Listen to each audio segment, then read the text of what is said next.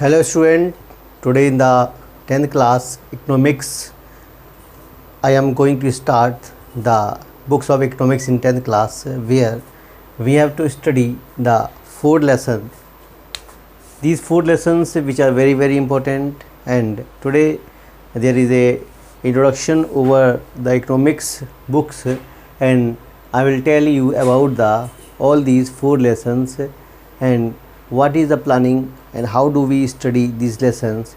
We will discuss all these things today, and from tomorrow I will start to discuss one by one each lesson with their respective you will say details. In the first development, this is very important lessons. In this lesson where you will study the per capita income, national income,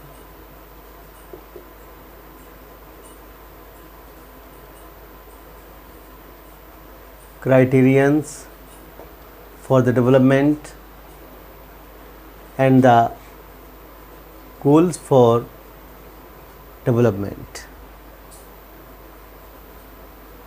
This is the first part. Next part, how do we compare the countries of their development, and how do we compare the countries or the states for their development.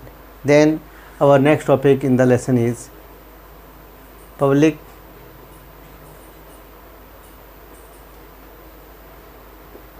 facilities, and then last topic is sustainable development. In the regards of economics, we will study the sustainable development or sustainability of development. This is very important topics related to the economics.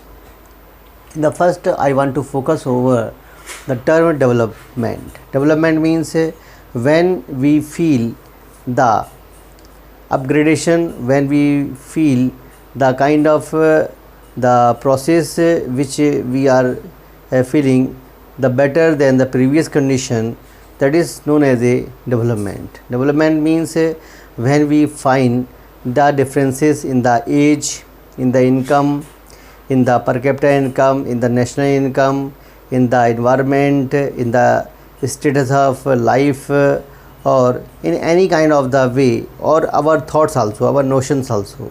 If they are upgrading, it means there is a development, and development process is very important in the economics, because when the people become developed, then he carries the development in the whole family. When the one community developed, obviously the whole community will be developed, and it will reflect the whole society. When the whole society become developed, obviously it will reflect the same process of the development in the whole country. So development is very important. Next lesson is sectors of Indian economy. Sectors of Indian economy, that is very important lesson. In the first, we have to classify all the sectors of the Indian economy. As you know very well, in the 9th class there are 3 sectors: primary, secondary and the tertiary sector. All these sectors has been divided on the basis of labor, and especially we have to also study the 3 types of the classification of the activities, such as the activities on the basis of production, the activities on the basis of ownerships, the activities on the basis of the kind of you will say employment conditions. So all these division of the activities which we have to carry in the whole lesson. I will once again write there: activities on the basis of production, then employment condition, and last one is ownership. Production based activities are the primary, secondary and the tertiary, and employment based activities are the organized sector and the unorganized sector. And the ownership based, you know very well, public sector activities, private sector activities, joint sector activities, and last one is very very important, it is the activities which are mutually we'll say worked between the producer and the you'll say supplier. You have to tell the name of that fourth type of the activities. If you know it, you can comment in the comment box. So this is the second lesson. Next lesson is the money and credit. Money and credit lesson is very very important for the 10th class, because here you will study the journey of the money, how the money was transformed into the modern form of currency. Because in the early period of times when the money was not accepted by everyone, few people accepted the money. And how the money was introduced? Money was introduced after the dropping of barter system. When the barter system became the burden for the people, then obviously they had identified or they had accepted the money which can be accepted by jointly by the whole society.